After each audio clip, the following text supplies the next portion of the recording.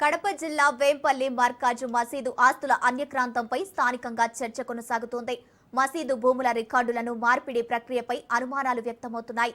తాత్కాలిక కమిటీ సభ్యులు తహసీల్దారు మోహనకృష్ణను కలిసి మసీదు భూములను అధికారికంగా మసీదు పేరిట మార్పు చేయాలని కోరారు. ఉన్నతాధికారుల ఆదేశాల ప్రకారం చర్యలు తీసుకుంటామని తహసీల్దారు తెలిపారు. రోడ్డు విస్తరణకు వచ్చిన నిధులు, 104 రూముల అద్దెలు, అడ్వాన్సుల వివరాలు మరియు జమ ఖర్చుల ఆడిట్ బయట పెట్టాలని మసీదు ఆస్తుల పోరాట నాయకుడు డాక్టర్ ఇబ్రహీం డిమాండ్ చేశారు. దీర్ఘకాలంగా కొనసాగుతున్న సమస్యలపై స్పష్టత రావాలని స్థానికులు కోరుతున్నారు.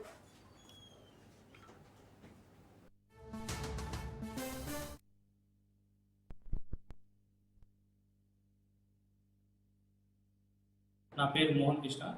నేను వేంపల్లి తహసీల్దార్ గత వారంలో బాధ్యత స్వీకరించడం జరిగింది. 16/4/2026 తేదీన ఈ మంగపట్ల మాసి మరియు ఇతర సభ్యులు ఇక్కడికి ఒక రిక్విజేషన్ తీసుకొని వచ్చారు. ఈ మక్కా మసీదుకి సంబంధించిన భూమి 2 ఎకరాల 84 సెంట్లు సర్వే నెంబర్ 520 కలతని, అందులో 1 ఎకరా స్కూల్కి ఇచ్చినాము. మిగిలిన దానికి మేనేజర్ పేరుతో ఉందని, అసలు మేనేజర్ పేరు తీసేసి మక్కా మసీద్ పేరు మార్చవలసిందిగా వారు కోరి ఉన్నారు. ఇందు విషయమై నేను వాళ్ళకి ఒకటే తెలియజేశాను. ఇవన్నీ రికార్డులని పరిశీలించి మా ఉన్నతాధికారులకు నివేదిక తెలిపి తర్వాత చర్య తీసుకుంటామని తెలియజేయడం. మర్కజ్ మసీదు కమిటీ సభ్యులు చెప్పడం జరిగింది. వాళ్ళు రావడం కూడా సంతోషకరమైనటువంటి విషయమే. రాజ్ న్యూస్లో ఒక లైవ్ వచ్చిన తర్వాత కలుగులో నుంచి ఎలుకలు ఏ విధంగా బయటకు వచ్చి ఉరుకుతాయో ఆ విధంగా వెళ్ళి ఎంఆర్ఓ గారి దగ్గరికి వెళ్ళి ఆ భూమి నా పేరుతో ఉంది, అది మళ్ళీ మసీదు పేరుపైకి మార్చమని చెప్పడం కూడా హర్షించదగినటువంటి విషయమే, కాదని చెప్పను.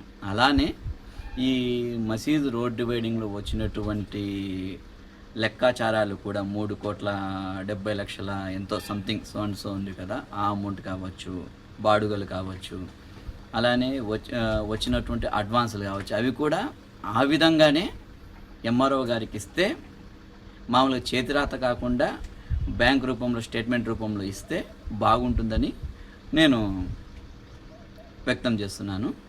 మేము మసీదుకి ఆడిట్ అనేటువంటిది కూడా నిర్వహించమని చెప్పాము. ఆడిట్ అనేటువంటిది ఉంటే మసీదుకి వచ్చేటువంటి లావాదేవీలు కరెక్ట్గా క్లారిటీగా ఉంటాయని చెప్తున్నాము.